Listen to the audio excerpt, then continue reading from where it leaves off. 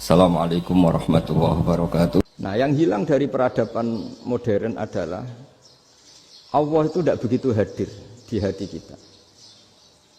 Saya sering cerita di mana-mana, teks hadis itu sebenarnya berbunyi gini, ini hadis sahih. Mangka na yu'minu billahi wal yaumil akhir fal yukrim jarohu. Ada yang fal yukrim jarohu doifahu, ada yang fal yakul khairan aul yasmut. Siapa yang iman dengan Allah dan Rasul maka harus memuliakan tetangganya, memuliakan tamunya. Dulu itu ada seorang ulama dipanggil anak muda, dibully terus sekarang. Wahai kiai, datang ke rumah saya. Datang kiai itu. Setelah sampai ke rumah orang itu, silakan kiai kembali ke rumahnya. Saya tidak butuh kiai. Kiai itu dengan riang kembali. Setelah di rumah dipanggil lagi. Pak Yai, silakan datang ke rumah saya. Datang lagi. Ya senyum-senyum kiainya santai. Wah, nggak jadi butuh Pak Yai, silahkan kembali lagi. Sampai 3 kali. Oh itu kalau rektor digitukan marah itu. Dosen marah. Kiainya santai. Santai, senyum-senyum, rileks. Ketika ditanya, kenapa Pak Yai tidak tersinggung? Jawabannya unik. Anak muda, saya ini senang sekali nuruti perintah Allah, disuruh menghormati tetangga. Sehingga ketika Anda manggil, ya saya datang. Ketika Anda nyuruh pulang, ya saya pulang. Saya senang sekali nyenangkan tonggo. Dan itu perintah Allah, jadi tidak ada hubungannya dengan kamu.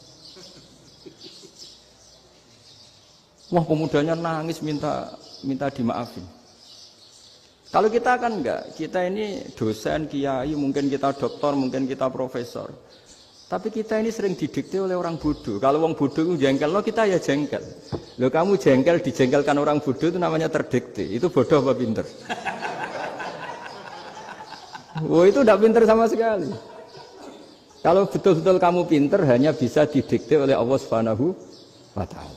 Jadi antara hukum Allah apa? Wa ahsin man asaa ilaika, berbuatlah baik sama orang yang berbuat buruk sama Anda. Itu dikteannya Allah. Kalau dikteannya orang-orang bodoh kayak dimangkel ben mangkel, terus kamu mangkel. Itu bodoh apa pinter? Nah, problem kita kekinian adalah wong pinter wong bodoh itu podo-podo bisa didikte oleh sekelilingnya. Sekaruan wataknya perumahan seperti itu, wataknya anak-anak seperti itu, kita didikte.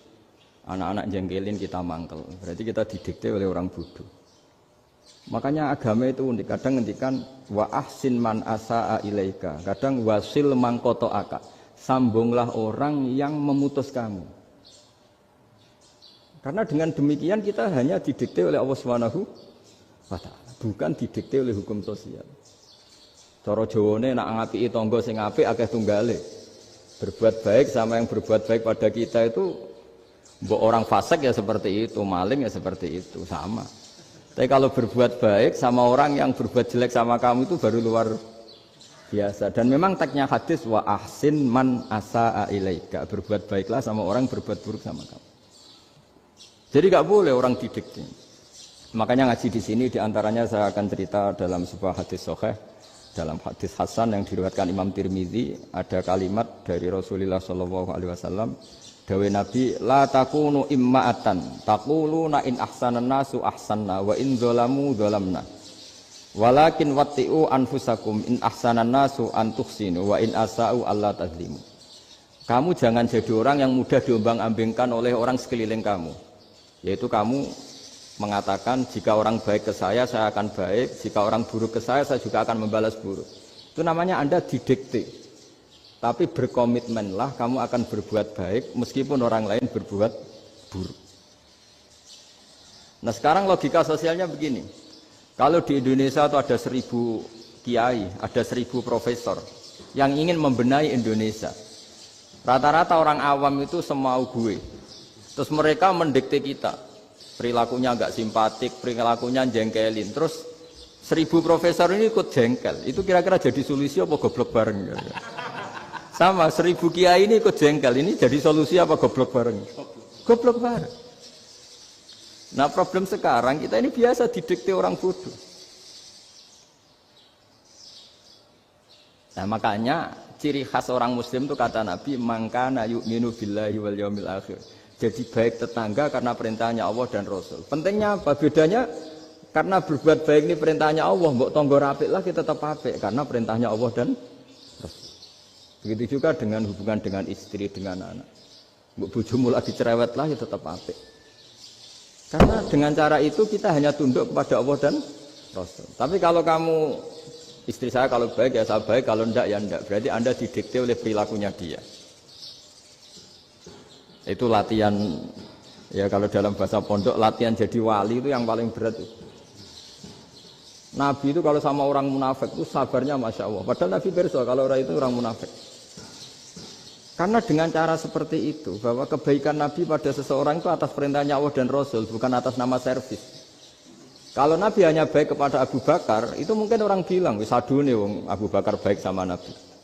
Tapi kalau Nabi baik sama orang munafik, Abdullah bin Ubay bin Salul, itu kalau nggak perintahnya Allah dan Rasul itu nggak bisa. Nah ini cobalah berlatih seperti itu, sehingga kita tidak mudah didikte. Ya saya ulang lagi, nggak mudah apa? Didikte. Maka di antara kebaikan Allah dan Rasul adalah bahkan orang dolim saja diberi jatah rahmat. Makanya tadi seperti mukadimah yang dibaca Pak Haris tadi, agama ini rahmatan lil alamin. Orang yang dolim saja dapat jatah apa? Rahmat, apalagi yang soleh. Nah kemudian yang perlu dicatat, kenapa kita menjadi enjoy dengan Islam? Islam itu adalah agama yang tidak didikte oleh materi. Jadi kalau Anda ingin makan enak, mungkin kalau pikiran kebanyakan orang, anak-anak muda yang milenial, yang gaul, ingin makan enak ya makan yang disukai. Misalnya sate atau bakso Malang atau apa. Kalau orang-orang yang jadi wali gak gitu cara berpikir. Ini yang masih orisinil. Ditanya, ini dunia baru kesulitan makanan, baru resesi. Cara makan enak gimana? Jawabannya lucu. Ya gampang, idamuhu alju. Idam itu lauk. Kalau kamu ingin makan lauknya paling enak apa? Alju. Kamu harus lapar banget. Sampai kalau puasa itu melihat tempe itu wah luar biasa. Tapi kalau kamu nggak puasa, air putih itu nggak menantang. Tapi kalau puasa, tempe air putih itu menarik dan Anda tetap lahap. Apa? Karena lauk terbaik adalah alju, yaitu lapar. Nah tapi kita ini enggak. Kita ini kayak orang bodoh. Kayak orang bodoh tadi, profesornya makan nyaman ya kalau sesuai selera. Nah itu kan sama dengan anak-anak ABG. Anak ABG itu makan lahap ya kalau yang disukai. Lalu bedanya apa ABG sama profesor? Kalau cara berpikir masih sama kan itu. Kiainya juga gitu. Kiai makan enak kalau yang disukai, kalau enggak. Lalu bedanya apa kiai sama orang awam? Orang awam juga gitu. Makan lahap ya kalau yang disukai. Nah ternyata perilaku kita ini yang pintar sama yang bodoh sama. Kalau kamu ingin berkasta lebih baik, itu cara makan enak itu apa? Idamuhu al-jur. Lauk terbaik adalah karena kita sangat lapar. Makanya masyhur dalam cerita-cerita tarikh sirah nabawiyah. Nabi diberi hadiah, beberapa hadiah. Di antaranya ada yang diterima, ada yang enggak. Termasuk yang dikembalikan itu dokter. Ada seorang raja memberi hadiah Nabi dokter Tobit. Itu sama Nabi dikembalikan. Karena dokter ini sudah lama kumpul Nabi itu nggak pernah sakit. Akhirnya dokter ini putus asa, ini nggak perlu diobatin. Ketika ditanya, kenapa ya Rasulullah engkau tidak pernah sakit? Karena kita ini kaum, kita ini komunitas masyarakat yang tidak akan makan kecuali lapar. Dan kalau sudah makan berhenti sebelum kenyang. Jadi sederhana sekali pengobatan zaman Nabi. Sebagian besar penyakit itu pasti disebabkan kita ceroboh dalam hal makan. Sudah ngerti kalau durian masalah, kalau makan durian enggak kehitung gitu. Apalagi kalau gratisan itu tambah banyak gitu. Pola tidur juga gitu, kata Nabi. Dan kita tidak tidur kalau tidak sangat ngantuk. Nah, itu namanya orang-orang soleh yang sudah tidak didikte materi. Kalau yang didikte materi kan bisa tidur nyenyak kalau kasurnya enak, AC gini-gini. Sebenarnya enggak, tidur enak itu ya kalau sangat ngantuk. Mbok di gudang, mbok di bis, kalau sangat ngantuk ya semuanya ya enak. Sama, mbok lapar, mbok hanya tempe, tapi kalau sangat lapar itu ya enak. Nah ini ilmu yang mulai hilang, ilmu-ilmu yang mulai hilang. Nah, cara ibadah juga gitu. Kita ini kan, saya ini punya bapak kiai, mbah kiai. Punya guru yang sangat alim ya seorang Kiai Memun. Itu dulu kita pengkaji ilmu itu tidak pernah tahu bedanya NU dan Muhammadiyah. Karena dulu Mbah Darwis itu Kiai Dahlan itu dulu ngajinya bersama Mbah Hasyim ketika di Indonesia yang ngaji Mbah Soleh Darat. Mbah Soleh Darat itu dulu ngajinya sama buyut saya ke-6, namanya Mbah Soleh Asnawi di Kudus. Mbah Soleh Darat itu dulu alim-alimnya orang Jawa ya Mbah Soleh Darat, Soleh bin Umar. Tempatnya di Semarang, tapi beliau itu sebenarnya orang Jepara yang dekat Kudus. Setelah di Mekah, Mbah Hashim ini mondoknya ya, mulazimnya ke Syekh Mahfud Termas. Tapi sesekali ke Syekh Khotib Minangkabau. Nah yang Mbah Ahmad Dahlan lebih sering ke Syekh Khotib Minangkabau, sesekali ke Mbah Mahfud. Singkat cerita, karena Syekh Khotib Minangkabau sudah modern ya, terlibat organisasi dunia. Pas itu beliau pengagum Muhammad Abduh, pengagum Rasid Ridho. Sehingga bawaannya Mbah Dahlan itu lebih pergerakan, karena beliau lebih mengidolakan Syekh Khotib. Nah Syekh Khotib sendiri sebenarnya orang Minangkabau. Jadi beliau namanya Muhammad saja sebenarnya. Jadi menantunya orang Arab. Oh itu dicibir mertuanya ini karena punya mantu orang Jawa, orang ndak Arab. Singkat cerita terus si mertuanya bilang gini, kamu jangan pernah bilang kalau orang Arab itu mansa kanal Arab, orang yang bertempat di Arab. Walakin mantakallama bi arabiyyin fasihin, tapi orang bisa ngomong Arab secara fasih. Singkat cerita, kalau kamu tidak percaya, nanti suatu saat menantu saya kalau Jumatan, tidak usah kamu kasih tahu, langsung suruh jadi khotib. Nggak usah kamu kasih tahu, sarannya tidak usah kamu kasih tahu. Kalau sekarang kan enggak. Kalau dosen mau jadi khotib kan mengumpulkan materi dulu. Lucunya di antara materinya itu dari TV, makanya jadi ribet kan khutbah sekarang. Kalau musim corona ya akan ngomong corona, musim apa yang ngomong apa. Jadi lagi-lagi didikte oleh media. Sebenarnya kalau ngomong kan sesuai kebutuhan umat, ini obatnya apa. Tapi enggak sesuai trending topik, itu kan kayak anak-anak gaul. Ini dokter kok gitu kan aneh. Singkat cerita si khotib ini enggak dikasih tahu, saya Muhammad tadi enggak dikasih tahu, langsung disuruh khutbah. Fatakallama bikalamin fasihin. Dia ngomong fasih sekali. Bahkan ngalah-ngalahi fasihnya orang Arab asli. Semenjak itu beliau dapat gelar Al-Khotib, orang yang cakap berpidato berkhutbah. Hanya terus dia Khotib Al-Minangkabau. Jadi orang Indonesia itu luar biasa.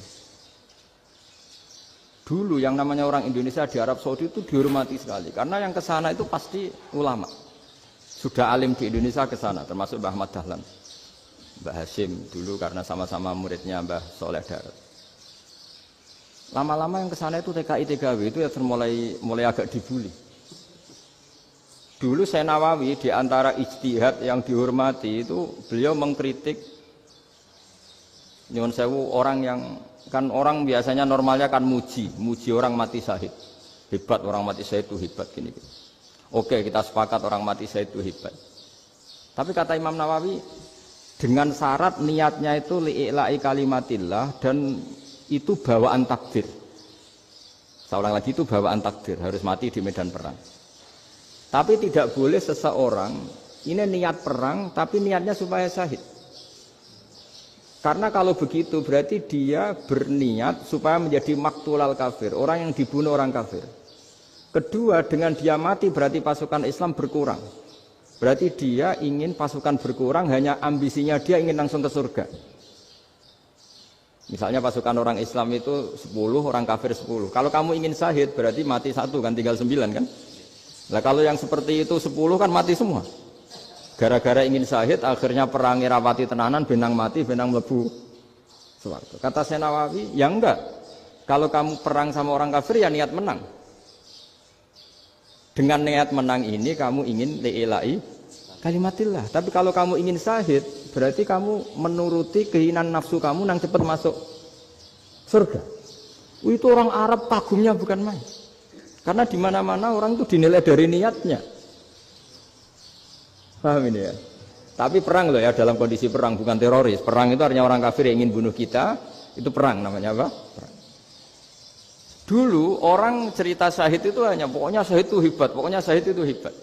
Syahid di medan perang itu hebat, pokoknya syahid di medan perang hebat. Tapi ketika Syekh Nawawi memberi penjelasan ilmiah, jika kamu perang ingin cepat mati, ingin cepat syahid, artinya ini untuk pemenuhan diri kamu, karena kamu bayangkan langsung masuk surga. Kamu lupa bahwa dengan kamu dibunuh, kekuatan Islam berkurang. Akhirnya beliau memberi penjelasan, syahid itu bagus, itu sebagai takdir. Hanya takdir itu kita perang yang ingin menang, tapi takdirnya mati. Jangan dibalik oleh perang rapati tenanan benang mati nang mlebu. Itu yang pertama, termasuk ulama yang pertama memberi penjelasan itu Syekh Nawawi. Akhirnya melahirkan kekaguman yang luar biasa dengan tafsir Munirnya itu.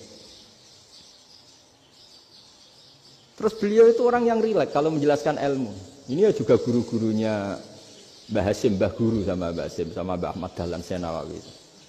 Jadi dulu yang alim di Arab itu ada Syekh Nawawi, ada Syekh Khotib Minangkabau, ada Syekh Bakir Jogja, ada Syekh Mahfud Termas. Itu orang Indonesia banyak sekali yang alim. Bahkan diantaranya yang dikagumi Al-Azhar itu juga orang Indonesia, nama Syekh Abdul Manan, itu mbahnya Syekh Mahfud Termas. Itu pertama ada duta besar Indonesia di Mesir, itu termasuk barokahnya Mbak Abdul Manan tadi, itu juga orang Indonesia. Jadi pemahaman ulama Indonesia itu khas, termasuk ketika memaknai apa? Syahid. Ketika memaknai apa? Syahid. Itu unik. Ketika Syekh Nawawi diuji dulu itu yang namanya ulama diuji dulu oleh 100 ulama. Jadi dulu ya ada kompetisi. Imam Bukhari diakui jadi ahli hadis itu diuji oleh mi'atu muhaddisin, 100 orang ahli hadis. Sanad dibolak-balik, matanya dibolak-balik, tapi beliau tetap bisa mengembalikan proporsi sanad itu. Syekh Nawawi pernah diuji gini. Ayul afdol al ulama awe salatin. Keren mana ulama sama raja atau sama orang-orang kaya, sama penguasa? Ya keren ulama. Terus dibully sama orang. Tapi setahu saya banyak ulama yang antri di rumahnya raja. Tapi saya tidak tahu melihat raja antri di rumahnya ulama. Kan kebanyakan kan mungkin ustadz atau kiai yang antri ngajukan proposal kan enggak. Nah, kalau raja kan enggak pati itu, malah enggak usah antri. Kiainya sudah nyambut sebelum datang. Jawabannya lucu Syekh Nawawi itu, dan yang tanya itu langsung diam. Ya karena ulama itu tahu fungsinya uang, sehingga cara nyari sampai seperti itu. Sementara raja-raja itu tidak tahu fungsinya ilmu, makanya tidak pernah sowan ulama. Sehingga, jadi ya dianggap enteng saja. Ulama kan tahu fungsinya uang, tahu untuk pondok, tahu masjid. Sementara raja tidak tahu fungsinya ilmu. Jadi itu khas Jawa ya. Khas Jawa, khas Indonesia. Apa-apa yang menurut orang banyak dengan tanda kutip itu buruk atau baik, itu orang Jawa menafsirkan itu gampang saja. Sehingga semenjak itu Jawa itu dipandang betul. Saya punya kitab namanya Qadhayal Haji wal Umrah. Itu terbitan Hayatul Ulya Arab Saudi, milik Wahabi.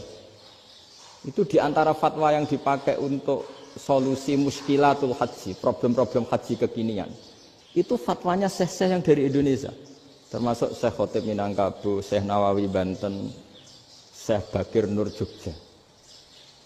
Misalnya begini, dalam fatwa-fatwa yang menyulitkan kita ya, sampai sekarang jadi perdebatan. Ketika Safa dan Marwah itu dengan batas tertentu, saya ulang lagi dengan batas tertentu, mau tidak mau atas nama kebutuhan, itu kan butuh perluasan. Karena kalau naik turun itu mudah disepakati ulama. Jadi misalnya gini ya, saya punya tanah seluas ini. Pasti orang akan mengatakan sampai bawah ya tanah saya, sampai atas tanah saya. Itu mujma' alaih, itu disepakati. Sehingga Nabi ngendikan al-Ka'bah min tuhumil ardi ilas sama Ka'batun. Ka'bah sampai ujung bumi, sampai ke aras semuanya Ka'bah. Sehingga tidak ada perdebatan ulama ketika Masjid Haram ditingkat, kemudian yang di atas sholat. Tetap dia menghadap Ka'bah. Tidak harus diluk melihat di bawah, enggak. Karena Ka'bah sampai langit. Sama, tanah Anda kamu tingkat sampai 10, enggak ada tetangga protes. Karena bawah sampai atas tanah Anda. Tapi kalau diperluas, tanah Anda kamu luaskan setengah meter saja atau 3 cm saja, iso geger mbek tonggo. Karena di mana-mana batas itu ya tadi, kalau atas bawah miliknya, kalau samping enggak. Pertanyaannya, perluasan Mina itu ke samping. Perluasannya Matof yang Mas'a itu juga ke samping. Geger kan ulama dunia. Bagaimana hukumnya Mina Jadid? Mina yang diperbarui atau Mina yang diperluas. Itu diantara rujukan baik yang membolehkan maupun yang menentang. Itu ya Syekh Indonesia. Itu orisinal tuh. Saya punya kitab orisinal terbitan Hayatul Ulya, kira-kira ya kemenaknya Arab Saudi kalau di Indonesia itu. Itu yang dirujuk Dawei Syekh Nawawi, Dawei Syekh Khatib Minangkabau. Karena apa? Ada logika khas Jawa. Misalnya begini. Meskipun saya tidak perlu fatwa Mina jadid sah apa enggak, memang jadi perkhilafan ulama. Misalnya kampung ini dinamai Mina.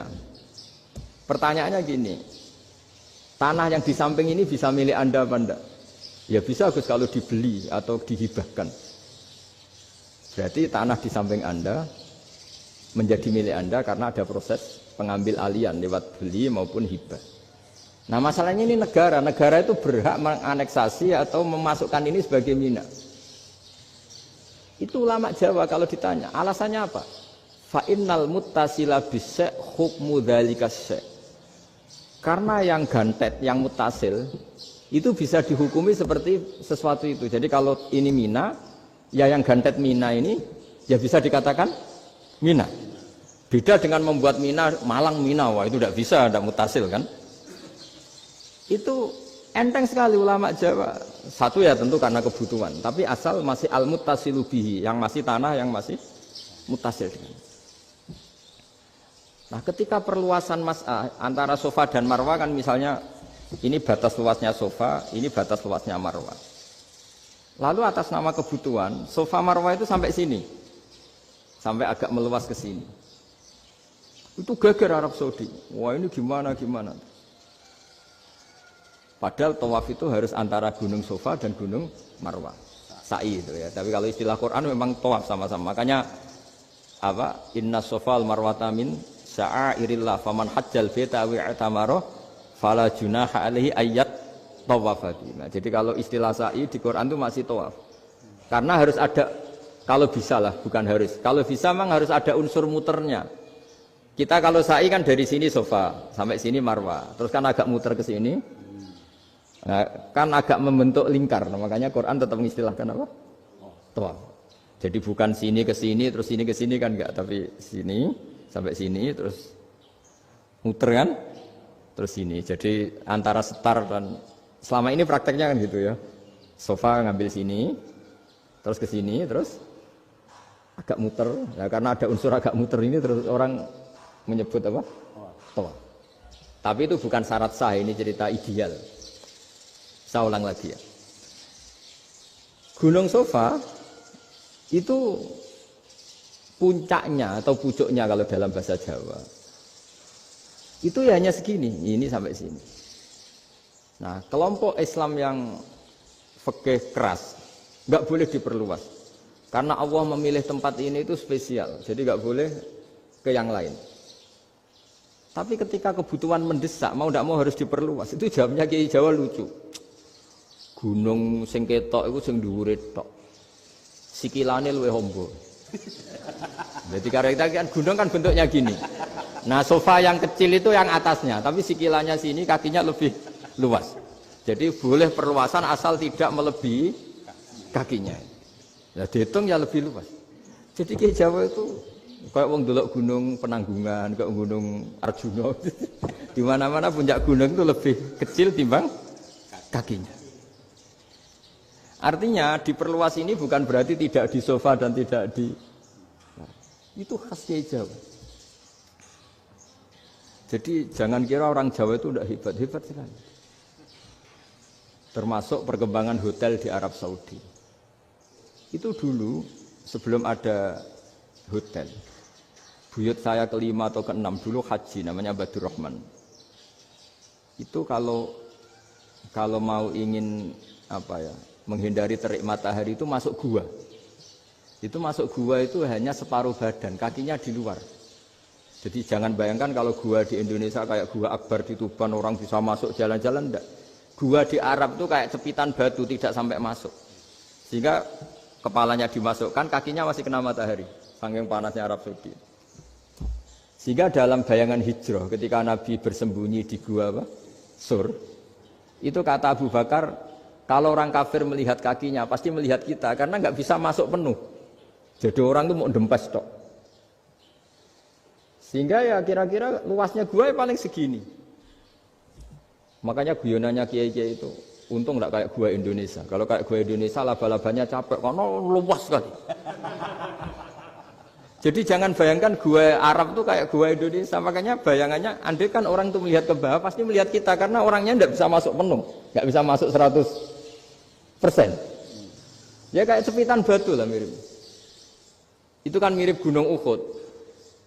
Gunung Uhud kata Rasulullah nanti kalau kamu perang itu di atas, menang atau kalah di atas. Musuh biar di bawah. Dengan di atas kamu bisa manah. Jangan bayangkan kayak Gunung Merapi, kayak Gunung Penanggungan. Lah kalau Gunung Penanggungan mana ke bawah yang leyang kan? Jadi gunung di Arab itu kayak bukit. Ya sampean pernah kan ke Uhud itu ya sama ini aja tinggi ini kan? Lah ini yang mulai ada mis. Makanya nerjemah itu susah di Indonesia. Karena jabal itu udah harus tinggi. Kalau tinggi nggak bisa mana dari atas ke bawah kan nggak ngefek kan? Sampean kalau ke Uhud gunungnya kan pendek sekali sehingga yang mana dari atas ke bawah ya kalau kena musuh ya celaka karena memang dekat. Ya kalau gunung Indonesia mana dari atas ke bawah yang keleyang nggak ngefek. Nah itu susahnya nerjemah bahasa Arab ke kita. Jadi apa ya? Transkrip itu nggak gampang karena ada pengertian yang beda. Kita kalau bilang gunung itu tinggi sekali. Sampai banyak mahasiswa tersesat ya saking tingginya. Kalau orang naik Uhud gak akan tersesat, wong ketok dari bawah itu. Nah ini pentingnya ngaji ya. Jadi akhirnya ulama-ulama Indonesia itu dipakai rujukan. Jadi mulai Mbah Hasyim, Mbah Ahmad Dahlan sampai era buyut-buyut itu masih orang alim. Lama-lama yang di Indonesia ini orang-orang yang bodoh.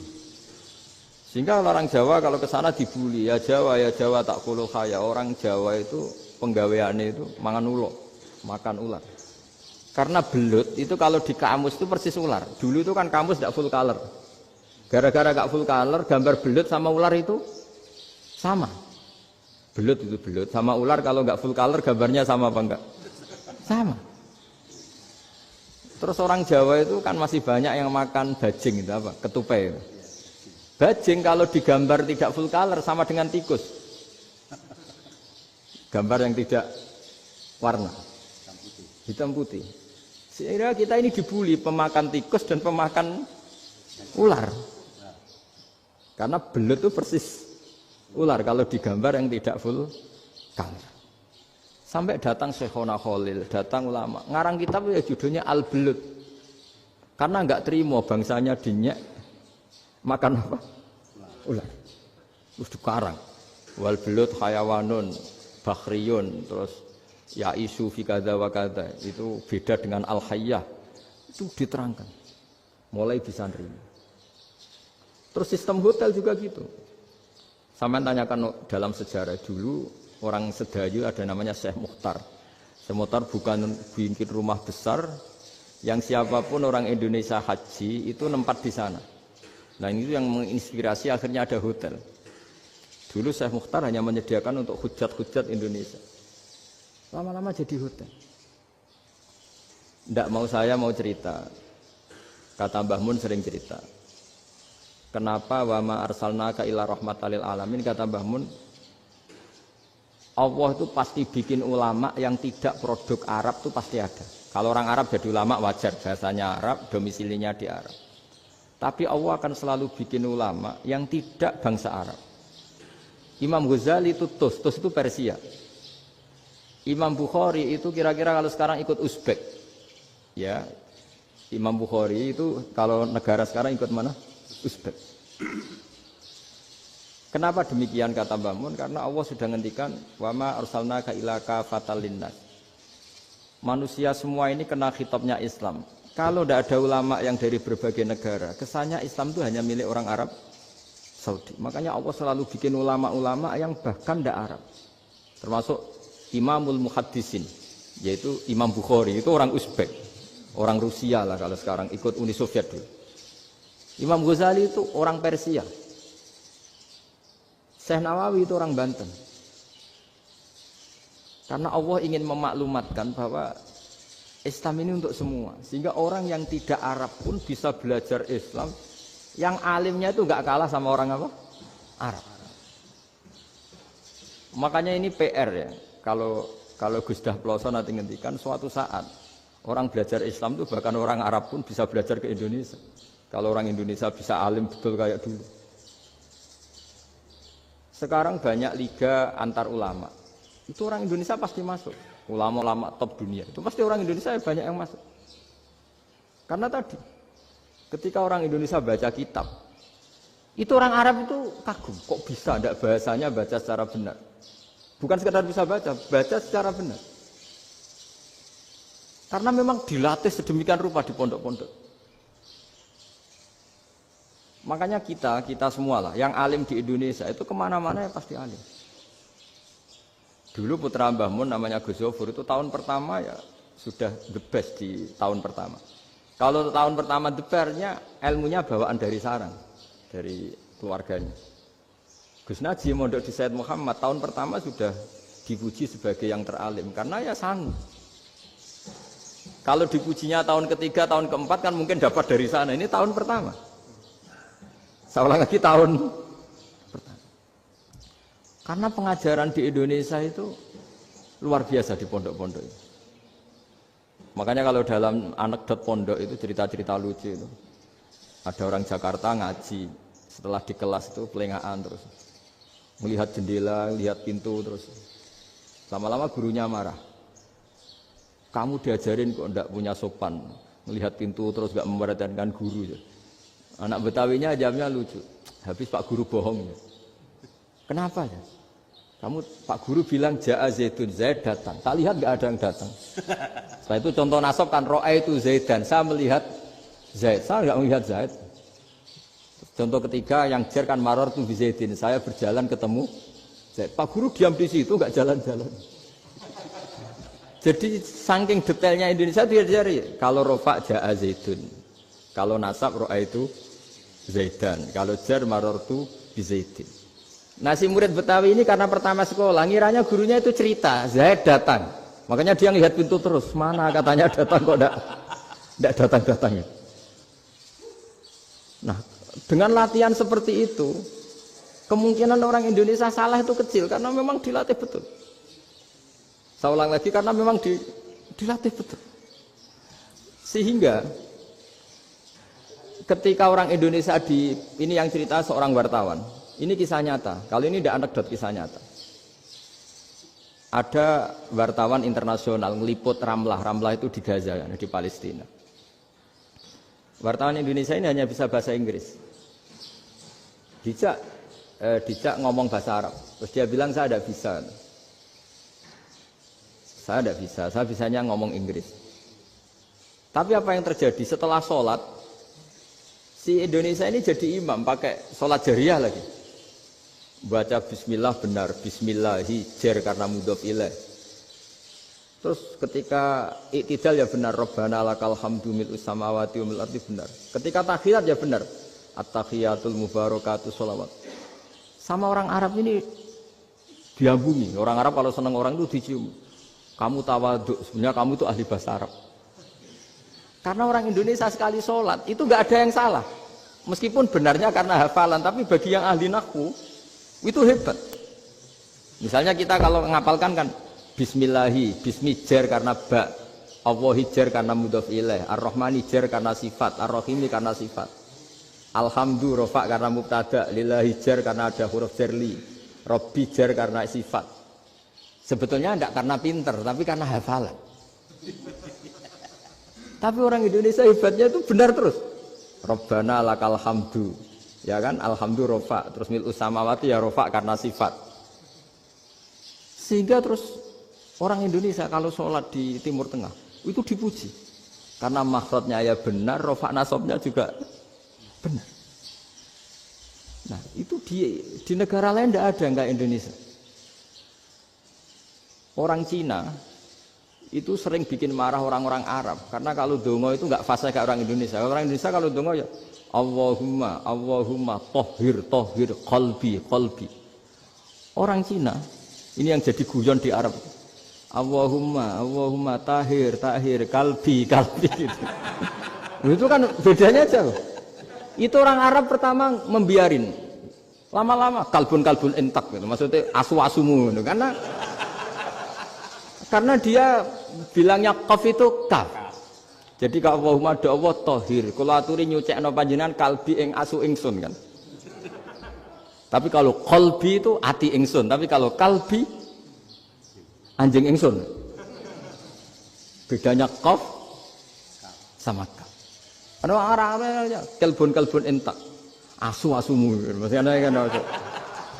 Tapi padahal orang Cina itu paling dilihat tagnya ya pakai qaf. Orang Indonesia enggak, mulai kecil dilatih sak fase-fase. Sampai ya sulit betul latihan Fatihah itu. Kalau di Kudus malah sampai 3 bulan Fatihah. Sampai at-tahiyyatu, kurang bersih. At-tahiyyat sampai itu. Sampai ada cerita itu orang dipanggil maftuhin itu enggak melengak, harus maftuhin. Baru melengak. Tapi barokahnya itu orang Indonesia kalau dongo memang benar-benar Allahumma tahhir qalbi. Ya Allah sucikan hati kami, bukan tahhir kalbi. Karena sekali jadi kaf itu maknanya anjing saya. Ya Allah sucikan anjing. Jadi ini orang Indonesia. Jadi kata Mbah Mun, dawe Mbah Mun, illaka fatal linnas, bahwa agama ini milik semuanya. Itu diantara bukti Allah menghendaki atau mendesain Islam seperti ini, orang yang belajar di Indonesia itu pengetahuannya Islam, pengetahuannya tentang Islam itu tidak kalah sama yang belajar di Al-Azhar, sama yang belajar di Arab Saudi. Makanya ini PR-nya UMM, PR-nya IAIN, PR-nya UIN. Bisa enggak sealim mereka dalam bahasa Arab?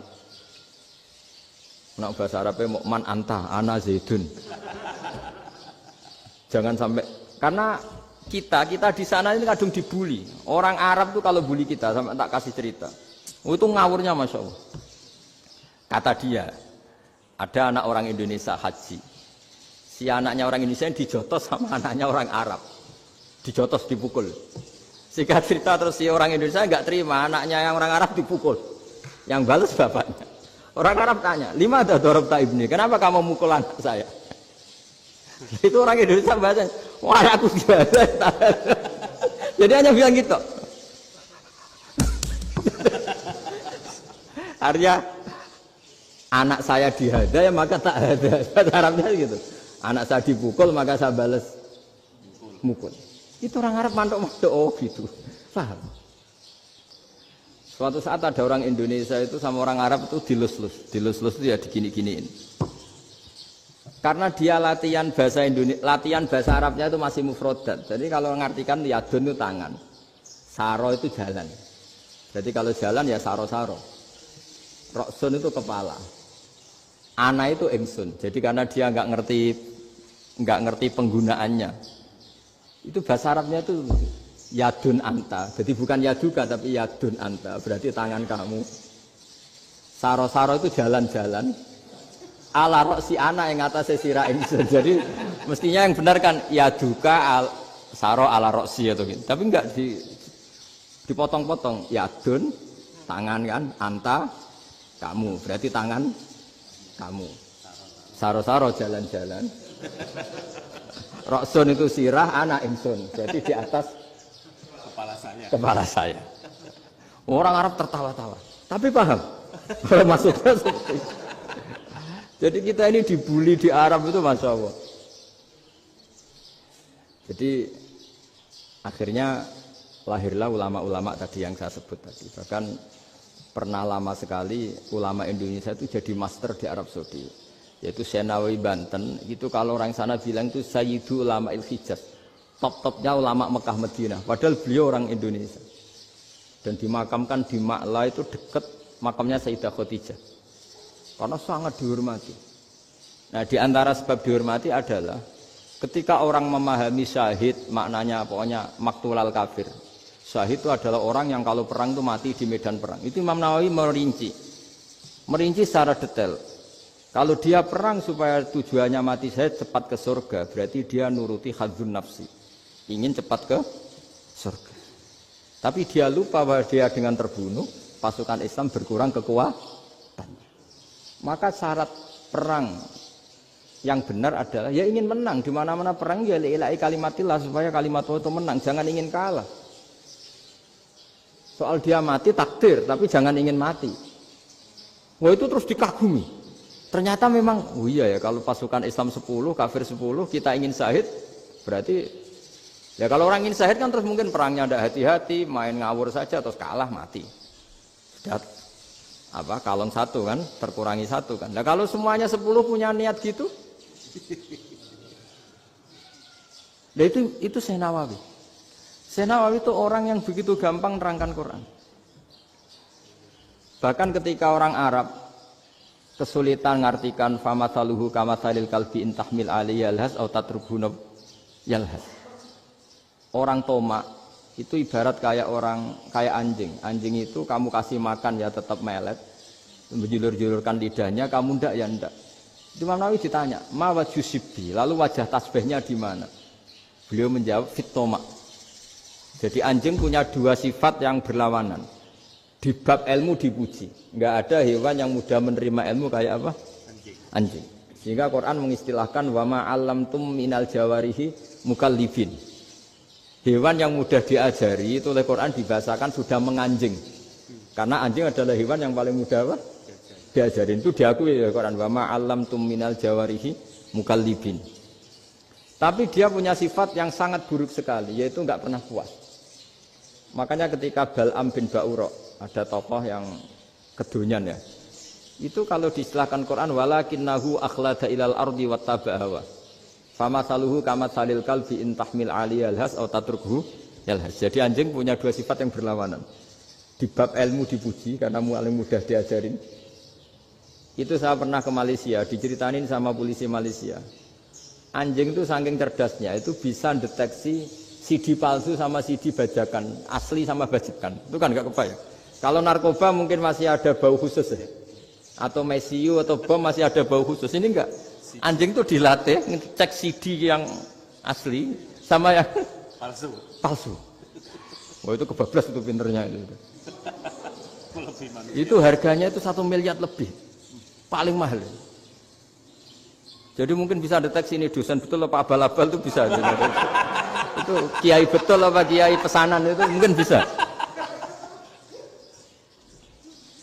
Itu saya punya kitab namanya Al-Hayawanul Kubro. Itu cerita prestasi-prestasi hewan. Itu yang berkuras-kuras sampai berjilid-jilid. Itu ya cerita anjing. Tidak ada hewan sebaik anjing. Di bab itu ya, di bab sampai ya tadi. Ada anjing yang sangat loyal sama majikannya. Loyalnya Masya Allah, sopannya Masya Allah. Anjing itu mbok lama berbakti sama sampean, nggak mau tidur di ruang tidurnya sampean, dia tetap tidur di luar. Corong Jawa nggak ngelama. Suatu saat si raja ini minum, wisata minum. Pas mau minum diterjang sama anjingnya sampai tumpah. Kecewanya raja ini itu karena selama ini anjingnya sopan sekali. Sekedar ganggu di ruangannya nggak pernah, malah ini mau minum, minuman yang disukai diterjang anjingnya tumpah. Marah kan anjingnya di mana? Ternyata apa? Minuman itu anjing ini tahu kalau minuman itu beracun, diracuni oleh musuhnya. Itu saking hebatnya anjing sampai ketika ngawal rajanya itu tidak sekedar ada penjahat atau maling. Bahkan trik-trik kayak minumannya diracun oleh orang lain itu anjingnya tahu. Sehingga pas mau diminum diterjang sampai terus supaya nggak keminum. Makanya Quran istilahkan anjing itu apa? Wa ma 'allamtum minal jawarihi mukallibin. Hewan piaraan yang kamu ajarin nanti sampai sepinter anjing. Makanya Ashabul Kahfi itu ketika ngajak anjing tadi, beliau tidur, anjing itu tidurnya bil wasit. Wakal buhum basitun zira'aihi bil wasit. Jadi dia tidur dalam posisi siaga. Loh coba anjing itu nggak pernah sekolah. Karena dia posisi menjaga, tidurnya itu kayak siaga gini. Bukan ngorok madep ke atas terlentang itu enggak. Andai kan dia tidur terlentang itu kan yang mau mengganggu kan, wah asune turu itu enggak. Dia tidur posisi siaga, makanya disebut lawit tolak ta'alaihim lawalaita minhum firaron. Kalau kamu melihat anjing itu pasti lari karena dia posisi siap merekam. Jadi tidur tapi posisi siap merekam. Jadi matanya tetap terbelalak kayak siaga. Padahal itu nggak diperintah, ya dia memang punya nalar untuk itu. Ini yang disebut wa ma 'allamtum minal jawarihi mukallibin. Dan dalam teori modern juga gitu. Tapi dalam hukum Islam yang dianut mazhab Syafi'i, itu anjing tetap najis. Ya sudah najis ya najis, tapi ada mazhab lain yang mengatakan tidak najis. Tapi tidak usah ngurmat anjing, geger nanti kalau rektor kampus punya anjing. Tapi ilmu itu bagus untuk kelangenan kadang. Andai kan tidak ada mazhab Malik, maka kita kesulitan menceritakan Ashabul Kahfi yang hewan piaraannya itu anjing. Tapi misalnya anjing disucikan, kita juga nanti susah menjelaskan hadis Nabi, malaikat itu tidak masuk rumah yang di situ ada apa? Anjing.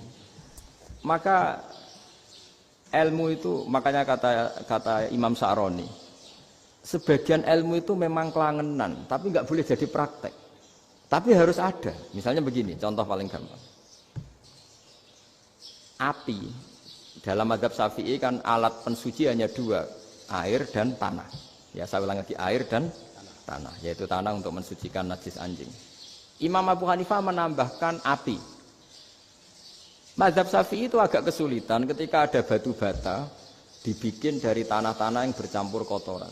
Mazhab Syafi'i akan kesulitan karena di situ ada najis yang jadi materinya bata. Hukumnya gimana kalau nanti dipakai masjid?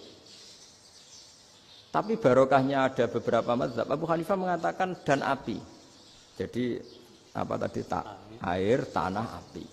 Alasannya masuk akal. Ketika usatul mukminin, orang-orang mukmin yang ahli maksiat itu sebelum masuk surga, kalau dia dosanya banyak itu dibakar dulu supaya suci. Emas itu untuk memisahkan dengan materi lain juga harus dibakar. Berarti api termasuk alat. Artinya gini, batu bata yang materinya dari tadi najis sekalipun, ini menjadi suci karena mengalami pembakaran. Tapi kata Imam Sa'roni, ilmu ini hanya sebagai ilmu. Jangan sampai kalau kamu mau wudu gak ada air terus membakar diri lah, ini ribet kan. Jadi ilmu itu sebagian memang untuk kelangenan. Karena kita butuh. Andai kan tidak ada mazhab Abu Hanifah, maka kita akan kesulitan pakai bata. Yang kita tahu cara bikinnya kadang di tempat yang kotor, di tempat yang najis. Tapi karena ini ngalami dibakar, maka hukumnya suci menurut mazhab Abu Hanifah. Dan itu sering. Ulama itu sampai apa? Saya punya kitab fikih namanya Fardul Masail. Pengandaian ada masalah. Jadi masalah itu belum terjadi tapi diandaikan. Misalnya kayak di Texas. Bumi itu bulat bola. Texas itu kalau dibor itu pas Ka'bah. Lalu kiblatnya di mana?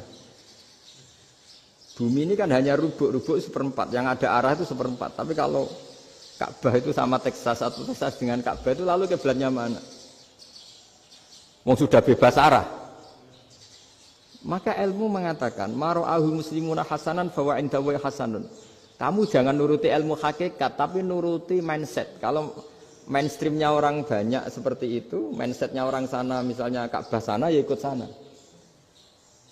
Tapi ini tidak mewakili hakikat karena kalau yang 380 derajat itu kan terus ribet.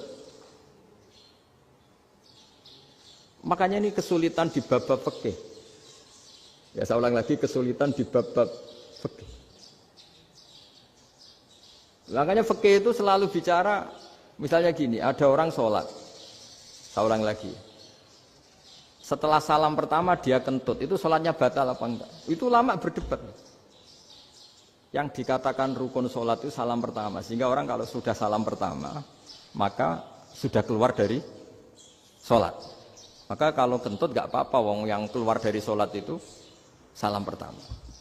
Tapi lalu pertanyaannya, kenapa Nabi salam 2 kali? Lalu yang kedua gunanya apa? Ribet kan, partai ini kalah pasti kalau ditanya gitu.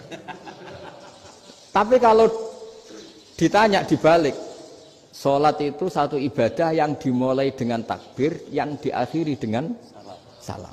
Berarti salam pertama itu pengakhir apa nunggu salam kedua? Pertama, di semua ulama bilang salam pertama. Kalau salam pertama sudah pengakhir, berarti pembatalan setelah itu nggak punya efek, nggak punya akibat. Itu kan ribet, debat fikih itu memang ribet. Fikih itu memang senam otak karena pertanyaannya mirip-mirip seperti itu. Nah, sampean milih mana? Milih salam pertama apa salam kedua? Pasti ulama milih salam pertama. Jadi anehnya fikih itu di situ. Misalnya orang mati, takbir itu berapa kali? 4 kali. Andai kan takbir 5 kali itu batal apa enggak? Satu ulama mengatakan 5 kali itu batal. Karena rukunnya sholat jenazah itu takbir 4 kali. Berhubung ini rukun, kalau nambahi ke 5, berarti menambahkan rukun. Kayak kamu sholat, rukuk 2 kali kan batal. Sujud 3 kali, batal. Karena menambahkan apa? Rukun. Berarti kalau takbir 5 kali, batal. Tapi pertanyaannya, takbir itu adalah wiridan biasa. Sehingga kalau ditambahkan, nggak punya akibat, batal. Jadi perdebatan ulama itu kadang ya lucu. Kayak kemarin Pak Haris pas pertama bertamu ke sini mau ngundang saya tak ceritain. Dulu sholat jenazah itu pasti mayit di depan. Karena lazimnya sholat jenazah itu mayit di depan. Tapi mulai dulu ulama sudah berpendapat. Andai kan jenazahnya di belakang pun tetap sah. Fa innal janazah laisat bi imamin. Karena jenazah itu tidak imam. Kenapa harus di depan? Oh tidak imam kok harus di depan. Itu mulai dulu. Sehingga ketika Arab Saudi pernah mengalami tragedi, ada orang yang dibungkus kayak mayit, ternyata senjata. Setelah di dekat Ka'bah dipakai. Dulu tragedi tahun berapa itu? Pokoknya pernah ada tragedi itu. Semenjak itu Arab Saudi kalau ada orang mati tetap di kamar mayit terus ada sholat jenazah. Padahal mayitnya di belakang yang jamaah. Jadi meskipun kita tidak akan bikin ajaran baru jenazah di belakang ya tidak keren kasihan kan. Tetap biasanya di depannya di depan. Tapi meskipun jenazah ini di depan, kita tetap berpendapat, andai kan di belakang tetap sah, tapi nggak usah dipraktekkan. Nah, pentingnya ilmu ini begini. Saya misalnya di Rembang, boleh nggak nyolati ghaib jenazah yang di Surabaya? Boleh kan? Padahal yang kita solati di belakang. Jadi ilmu itu penting. Cocok nggak cocok, nama ilmu itu penting. Terus ada gini lagi pertanyaan di fikih. Memang saya sengaja akan ngaji fikih. Kalau ngaji intelektualitas orang Muhammadiyah juara lah. Tapi ini ngaji fikih. Ada orang sarongnya itu pas sampai lutut. Kalau berdiri lututnya tertutup. Tapi nanti kalau ruko agak jengking lututnya terbuka. Itu batalnya nunggu ruko apa mulai takbir sudah batal? Padahal pasti nanti batal kalau ruko ini. Itu ada ulama yang mengatakan, ya batalnya nunggu ruko. Bagaimanapun terjadinya pembatalan waktu ruko. Ada ulama mengatakan yang enggak mulai awal sudah tidak sah itu karena pasti ngalami batal. Nah, pertanyaan-pertanyaan seperti itu penting karena lalu Allah menilai apa? Ya nilai niatnya. Misalnya gini, kalau contoh itu mungkin Anda tidak tertarik, tapi contoh begini. Kita mau operasi jam 10 siang. Kita tahu kalau nanti 10 siang akan divonis medis harus makan karena mau berobat. Malamnya itu kalau kamu orang soleh, bayangkan kamu orang soleh. Kalau tidak orang soleh kan tidak punya komitmen. Kamu milih niat puasa, apa enggak jam 10 mesti mokak menisan raposo. Kamu orang soleh. Kalau kamu orang soleh pasti milih puasa, karena ini Ramadan. Meskipun nanti jam 10 pasti disuruh batal sama dokter. Setidaknya kita berpikir gini, nak mati jam itu paling enggak ditulis saya sebagai orang yang puasa. Jadi perasaannya orang soleh itu beda. Kalau orang kok sampean barang menisan raposo kok ya mesti. Sampean tidak pernah berpikir bahwa puasa mulai fajar sampai jam 10 itu luar biasa. Bisa saja kita mati jam 7, bisa saja mati jam 6. Kan ditulis Allah sebagai orang yang berkomitmen terhadap puasa. Terus ada kemungkinan kecil. Adalah jam 10 itu dokternya sakit atau nggak jadi ke sana. Berarti kamu kan nggak jadi bokok. Kan ya mungkin juga. Sama yang tadi. Delalah sebelum ruko ono wong sing nyarongi sampean. Sehingga sholatnya normal. Kamu tidak menemukan pakaian yang pas, dibeli pas setelah ruko, mau ruko, ono wong wah sholatnya kira bener disarongi. Itu agama. Jadi agama itu dimulai dari mana coba? Dimulai dari niat, dari komitmen. Nah, sekarang kelirunya kenapa ada garis keras? Agama itu dimulai dari keinginan ideal. Yaitu yang mulai itu ada orang-orang garis keras. Agama ini enggak, agama ini dimulai dari niat. Sampai ada kaidah agama ma la yudraku kullu la yudraku kullu. Kalau tidak bisa ideal jangan ditinggalkan sama sekali. Tapi orang enggak, sekarang bayangkan Islam itu ideal. Pemimpinnya ya soleh, masyarakatnya soleh, nggak ada maksiat, nggak ada apa. Dan apa ilmu? Kalau secara ilmu mulai dulu ya ada orang dolim, ada orang soleh. Nabi kurang baiknya. Di angkatan itu ya ada orang munafik. Sehingga ulama itu sudah berpendapat ideal itu piye. Zaman Nabi saja ada orang apa? Munafik. Itu ilmu. Kalau nuruti kelangenan, inginnya dunia ya steril, nggak ada maksiat, nggak ada apa. Dan agama itu diciptakan Allah itu memang unik. Calon Nabi misalnya, Nabi Musa itu sing rumat Fir'aun. Ketika Nabi Muhammad lahir, sing ribet manitia ini Abu Lahab. Orang dosen UMM. Coba. Karena Allah ingin memaklumatkan ke kita bahwa agama ini akan hidup di kondisi apapun. Asia, istrinya Fir'aun itu termasuk mukminah yang dipuji Quran. Padahal dia bukan istrinya pengurus NU atau pengurus Muhammadiyah. Istrinya Fir'aun. Tapi itu pelajaran bagi kita bahwa orang-orang baik itu tidak harus di lingkungan yang baik. Masjid paling makmur itu kadang di dunia mungkin, ya jangan bakas Mekah Medina itu karuan. Mungkin di antara masjid yang makmur justru yang di Kanada, di Amerika mungkin. Karena merasa minoritas itu perpustakaannya ada, kajiannya ada. Tapi banyak masjid di daerah pesantren yang malah sepi. Karena kiainya tahu jamaah di masjid itu wajib. Itu ada daerah pesantren, saya ulang lagi ada daerah pesantren. Didikon pengajian, monggo nekani pengajian, maca selawat ning omah ganjaran padha wae. Ribet kan? Mau dibantah itu benar. Mau dibiarin ngerusak tatanan. Jadi saya mohon sekali ya, jadi ilmu itu diperbandingkan supaya perbedaan-perbedaan itu biasa. Dulu Imam Malik itu punya murid namanya Imam Syafi'i. Itu dalam banyak hal. Itu perbedaannya tajam sekali. Ya saya ulang lagi, dalam banyak hal itu perbedaannya tajam sekali. Misalnya begini. Ini terakhir percontohan saya fikih, nanti dikaji sendiri. Ada seorang A'rabi, Ja'a A'rabiyun. Ini di hadis sahih diulang-ulang di semua Al-Kutubus Sittah ada peristiwa ini. Ja'a A'rabiyun ila Rasulillah sallallahu alaihi wasallam faqala ya Rasulullah ahlaktu. Qala wa ma ahlakaka? Qala wa qatu imraati fi nahari Ramadan. Ya Rasulullah, saya ini orang yang rusak. Kenapa? Saya ini hubungan intim sama istri saya ketika masih siang Ramadan. Singkat cerita orang ini dihukum berat sama Nabi. Hukumannya adalah karena dia membatalkan puasa ketika dengan hubungan intim. Sama Nabi dihukum, kamu harus merdekakan budak. Wah, tidak mampu ya Rasulullah, saya tidak punya budak. Jadi ini bukti bahwa agama ini sangat sosial sehingga sebagian kafaroh harus memerdekakan budak. Kamu kalau gitu puasa 2 bulan. Yang baru puasa 2 hari aja kecelakaan malah disuruh puasa 2 bulan. Ya sudah kamu ngasih makan 60 orang miskin. Saya ini orang paling miskin. Kok ini jadi sudah miskin agak hiper lah orang itu. Poso-poso kok gitu. Itu kata ulama kalau orang Jawa gak mungkin makanannya tempe mendoan gak mungkin itu. Di Jawa itu nggak mungkin lah, ada orang batal puasa karena hubungan intim.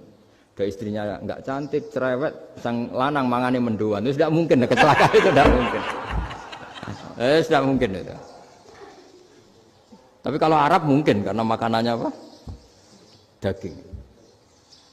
Singkat cerita, terus pertanyaannya gini, kalau batal biasa itu kan bayarnya puasa 1 hari. Kalau batal, tapi kalau batal pakai hubungan intim, pakai jima kalau dalam bahasa fikih itu kafarohnya berat, yaitu merdekakan budak atau puasa 2 bulan berturut-turut. Pertanyaannya gini, jima istri itu boleh loh tidak zina. Seorang jima istri itu boleh loh tidak zina. Itu kan hukumannya berat. Nah terus Imam Malik berpikir kalau gitu tidak harus jima dong. Poso-poso, ora ana uzur, ora ana apa terus nyate. Esuk mangan bakso tanpa ada alasan syar'i. Hukumnya harus sama dong, karena jima hukumnya boleh, berarti semua iftar, semua pembatalan puasa yang tidak ada udzur syara' maka hukumnya sama, yaitu sanksinya sama. Masuk akal enggak? Masuk akal dalam mazhab Imam Malik. Dalam mazhab Syafi'i enggak. Mulai dulu jima itu beda. Kayak mertamu nih gone wong, mangan iku oleh, tapi nak nggo bojomu mbok jima niku wis nemen ngawure lah. Tetep beda. Dari Imam Syafi'i itu pokoknya beda, jima sama makan itu beda. Lah ya terus lah. Setelah itu terus ada pertanyaan. Bagaimana kalau makan dulu baru jima? Ribet kan? Makanya itu sampai dibabkan Kitabul Khilafil Fiqhi, bab merekayasa fikih. Makanya itu perdebatannya orang Hanafi sama Imam Syafi'i juga sama. Ada orang jam segini lapar sekali, kalau langsung makan kan kena sanksi. Ya pergi aja dulu, pura-pura ngaji ke Gus Bah gitu. Nanti kan jadi musafir kan? Wah itu sudah boleh itu kan? Padahal enggak. Memang dia pergi itu karena supaya bisa makan. Mau enggak kepikiran ngaji kok tahu-tahu ingin ngaji. Mumpung Ramadan nah. Nah makanya dibabkan, apakah boleh merekayasa fikih? Tapi fikih bisa apa coba? Dengan status kamu musafir, ya memang boleh iftar, boleh berbuka. Lah itu terjadi terus perdebatan ulama menyangkut fikih. Karena memang masalah furu'iyah. Sehingga termasuk perdebatan kita dalam perilaku. Misalnya adat orang NU kalau habis salam itu menghadap ke kiblat. Karena arah terbaik itu kiblat. Tapi sebagian orang Muhammadiyah atau mungkin semuanya menghadap ke makmum. Itu memang teks hadisnya itu, kita yang meneliti hadis itu, semua syarah itu berdebat. Nabi memuji kiblat itu arah terbaik, oke. Tapi di bab itu Nabi itu aqbala alaina, menghadap ke kita. Lalu pertanyaannya, kenapa menghadap ke kita? Ada mengatakan karena Nabi memang punya tradisi kadang ngendikan. Ya tentu dulu istilahnya tidak kultum, nggak ada istilah itu dulu, 7 menit itu nggak ada. Tapi ada ulama yang analisis begini, termasuk kitab Fathul Bari. Nabi itu tokoh sentral, taruh lagi Nabi itu tokoh sentral. Ini kata kitab Fathul Bari, bukan kata saya. Nah orang-orang yang imamu kaumi, orang-orang yang jadi imam di daerah masing-masing, tetap kalau sholat itu ikut Nabi. Ikut Nabi setelah salam langsung pulang. Jadi sebetulnya salam langsung pulang itu ya ada sejarahnya karena dia mau jadi imam di daerahnya. Nah, tidak kebayang kalau Nabi itu madhep kiblat. Kalau Nabi madhep kiblat, orang yang masbuk yang barusan datang pasti langsung usolli misalnya fardhu isya'i misalnya. Terus makmum Nabi, padahal Nabi sholatnya sudah selesai. Jadi intinya gini kata Fathul Bari. Imam setelah salam itu harus bikin gerakan atau omongan atau apa saja yang menunjukkan kalau sholatnya selesai. Di antara gerakan itu adalah beliau harus menghadap ke hadirin atau menghadap ke utara. Atau apa saja yang penting menunjukkan kalau sholat ini sudah selesai. Itu fikih. Jadi fikih itu cara menganalisis itu memang unik. Karena kalau Nabi tetap seperti itu, posisi pancet seperti itu, maka orang yang baru datang mengira Nabi masih sholat. Nah, pertanyaannya kalau mereka sudah takbir, malah sholatnya tidak sah. Kenapa tidak sah? Menggantungkan sholat atau mengikatkan sholatnya dengan orang yang sudah tidak sholat. Jadi menjadikan orang yang nggak sholat sebagai imamnya kan nggak boleh.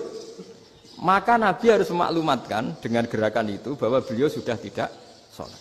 Karena orang datang dari berbagai daerah.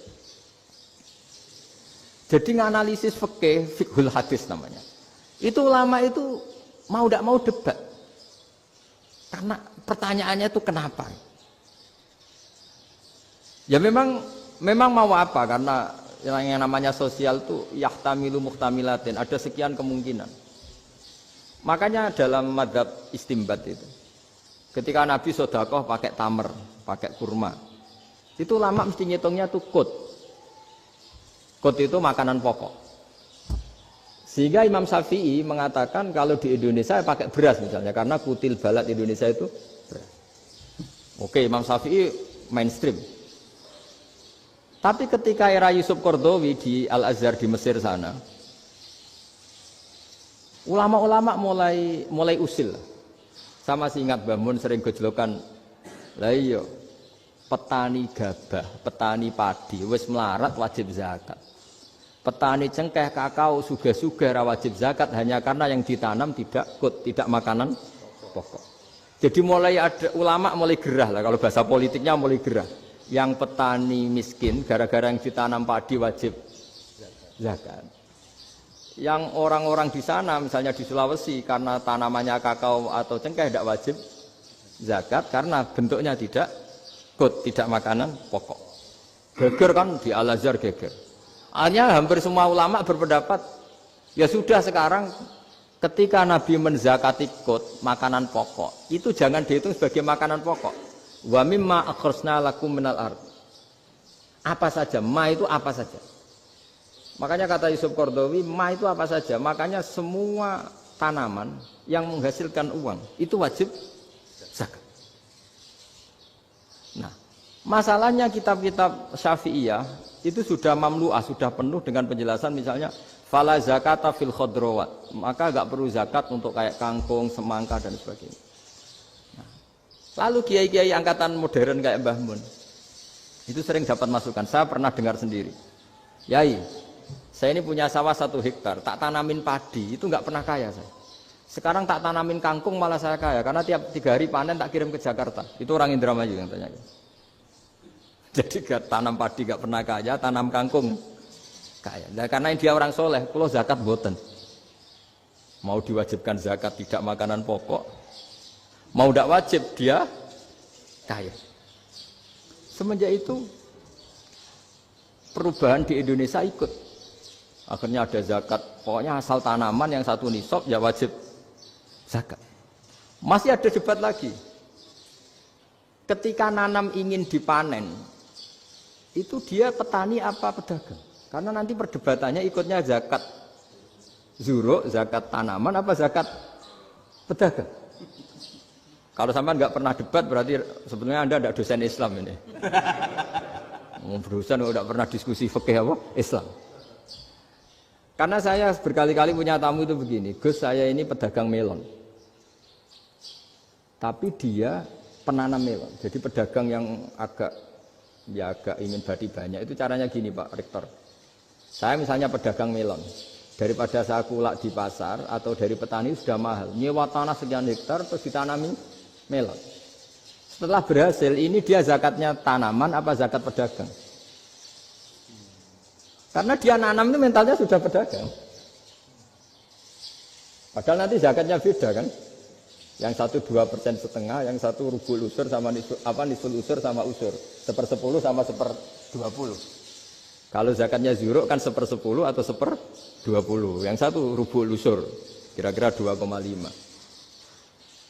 Saya ulang lagi ya. Jadi di era modern itu kita jadi bingung, pedagang tapi gayanya petani, petani tapi hakikatnya. Jadi gampangannya gini ya, kalau saya pedagang beras, kok saya kaya raya, itu mendingan nyewa sekian hektar untuk ditanamin beras, padi ya, daripada tengkulak, daripada beli. Akhirnya perdebatannya ini zakatnya pakai apa? Misalnya tebu, misalnya, petani tebu. Oh jelas kalau jual nanam tebu itu ingin dijual. Masa apa tiga es tebu berhektar-hektar. Lah kira-kira kalau menurut jenengan ini zakatnya zakat apa? Tijarah apa zakat tanaman? Mentalnya tijarah, mentalnya pedagang. Nah ini saya hanya mau cerita. Khilaf, kadang-kadang orang angen-angen. Khilaf itu enggak mungkin enggak. Ya sama seperti NU dan Muhammadiyah selalu khilaf awal Ramadan. Itu memang enggak bisa enggak khilaf. Misalnya begini. Saya beri contoh ya. Karena kadang yang khilaf juga enggak pernah belajar. Lucu kan? Tak beri contoh ya. 2001 itu abad keberapa tuh? Tahun 2001. Abad 21 abad 20?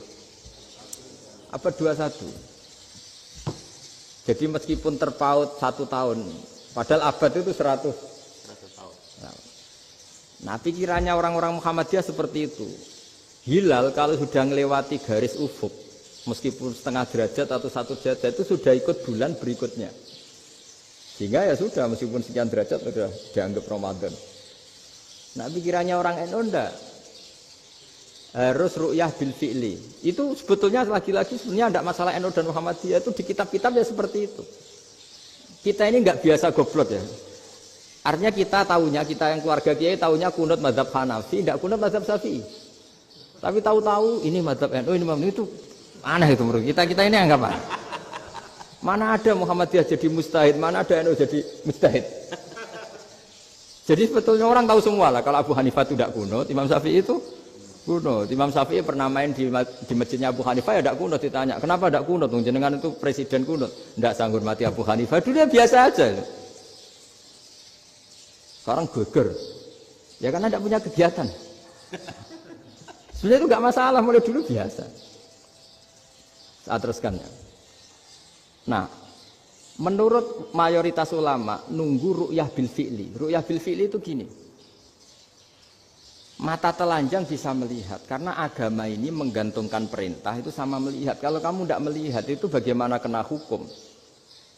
Ibarat gini, Pak Rektor datang ke rumah saya tapi saya nggak tahu. Kena nggak saya hukum harus menghormati? Dia datang nggak sembunyi-sembunyi. Saya kena hukum harus menghormati ya kalau melihat, kalau enggak ya enggak. Tapi Pak Rektor tetap bilang, tapi saya hakikatnya datang. Ya saya datang itu. Itu kan ribet. Akhirnya ya sudah, itu nggak ada khilaf sampai mati ada khilaf karena yang satu menggantungkan hukum itu digantungkan sama tahu. Kalau tidak tahu ya, misalnya baju saya ini hakikatnya ada najis, pas sholat saya tidak tahu, sholat saya sah apa enggak? Sah, karena hakikatnya ya memang saya tidak tahu, tapi hakikatnya ada najis apa enggak? Ada. Ya sudah, itu sama-sama masuk akal. Ada lagi khilaf yang senam otak. Fasyamu salasati ayamin fil haji wa sab'atin idza raja'tum. Singkat cerita ada satu pelanggaran haji yang kata Allah kafarohnya itu puasa 3 hari sama 7 ketika kamu pulang, idza raja'tum, ketika kamu pulang. Dalam mazhab Syafi'i yang namanya pulang itu yang haji sudah sampai rumah. Di mana-mana pulang itu ya sampai rumah. Dalam mazhab Abu Hanifah enggak, ketika orang sudah balik kanan dari Arab Saudi, dari Mekah, ya namanya sudah pulang. Misalnya gini, ini Pak Rektor pamit saya, Pak Haris. Gus, Pak Haris mana? Ya sudah pulang kata saya, padahal sampai pandangan sampai depan. Tapi bagi keluarganya belum pulang. Lalu idza raja'tum ketika pulang itu bahasanya siapa? Bahasa istrinya apa bahasa yang ditamoni? Kamu ditamoni orang, terus kamu tamunya mana? Sudah pulang. Tapi tanyakan istrinya, belum pulang. Jadi khilaf-khilaf gini kok jadi geger itu kan goblok banget maksud saya itu. Jadi biasa, gini itu biasa. Jadi ya karena memang ini bukan masalah akidah, ini masalah furu'iyah, masalah fikih itu masalah furu'iyah. Mau tidak mau harus beda. Misalnya di sholat juga gitu. Wa ayyuqu'udin qa'adal musolli sokat sholatu. Duduk dengan gaya apapun itu sholatnya sah. Jika sampean kalau haji atau umroh, orang Arab itu jenenge duduk ngenak awak di kursi. Duduk sopan ya hanya orang Indonesia loh. Kalau sholat itu masih duduk ala orang tahiyat. Kalau sampean di Mekah, duduknya pakai apa coba? Kursi ya? Oh enak sholat duduk. Karena memang takbirnya di fikih dengan duduk gaya apa saja sah. Makanya sengenak awak duduk di kursi. Ribet kan? Mau tidak disahkan itu namanya duduk. Mau disahkan masa iya soal Allah kok duduk santai-santai gitu. Tapi mau apa? Ini fikih. Ya saya ulang lagi ini fikih. Fikih itu ya sudah ini fikih. Makanya kalau ulama berdebat misalnya Abu Hanifah berpendapat sholat itu wajib baca Fatihah apa asal Quran. Dalam mainstreamnya ya Fatihah karena la sholata liman lam yaqra' bi Fatihatil kitab. Tapi cara Abu Hanifah enggak. Faqra'u ma tayassara minal Qur'an, bacalah apa saja yang mudah bagi kamu. Asal itu Quran. Sementing gak gending Jawa, gak nyanyi lah. Ya sudah mau apa coba? Jadi ya susah memang kalau fikih itu ya sudah seperti itu. Ada lagi yang masih ekstrim misalnya. Yang namanya menyembelih hewan itu gimana coba? Dari hidup ke mati, apa pasti mati disembelih? Cara mazhab Imam Syafi'i yang namanya menyembelih itu penyembelian harus menjadi sebab kematian. Itu yang sah. Seorang lagi penyembelian menjadi sebab kematian yang syar'i. Sehingga beliau mensyaratkan hewan yang disembelih ini masih punya hayatun mustaqirrah, punya kehidupan yang normal. Sehingga kalau nggak disembelih ya hidup. Sehingga kalau ada hewan ketabrak truk kejet-kejet, mesti mati nih buat sembelih. Itu nggak sah karena nggak usah disembelih ya wes mati kan. Karena ini hanya nunggu koordinasi Israel kan, dia kejet-kejet itu kan prosedur itu. Tapi tidak disembelih pun mati. Tapi cara mazhab Malik enggak. Pokoknya anggere jek duwe nyawa jenenge kewan urip.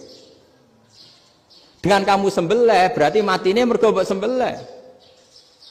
Meskipun nanti ya gak usah disembelih ya mati. Coba hitung secara ilmu matematika. Kalau gak disembelih hidupnya 5 menit. Gara-gara kamu sembelih hidupnya langsung mati.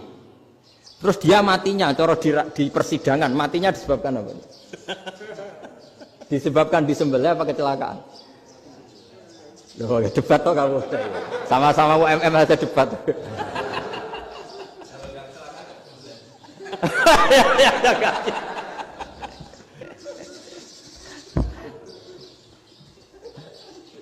Loh, saya pernah mas ngalami nyata itu. Saya jalan-jalan sama anak saya pakai motor. Sampai di jalan raya gitu ada ayam jago ketabrak mobil, kejet-kejet. Orangnya tanya, Gus ini halal tau ora? Wis kanggo kon halal. Suatu saat dia nggak terima kan, tanya, kenapa Gus? Ya nak kiai ra pantes, masuk kewan mesti mati nih tak sembelih. Nak kiai pantes kan? Karena aku tahu kamu tuh gak kiai, mesti motifnya itu mergo jago, jajal cilik gak tak kokno. Ada kan ayam itu bayi kan gak ditanyakan. Kejet-kejet mati rak lah wong cilik wae. Tapi masalahnya ini kan jago. Eman itu. Tapi secara fikih pertanyaannya tadi. Hewan yang sudah tidak punya hayatun mustaqirrah, dia hanya punya al-hayat al-ittiroriyah, dia punya harokah ittiroriyah. Dia mati kejet-kejet memang prosedur mati harus seperti itu. Mbok kecelakaan kayak apa, kalau mati kan kejet-kejet dulu. Nah ketika kejet-kejet ini pertanyaannya ini kan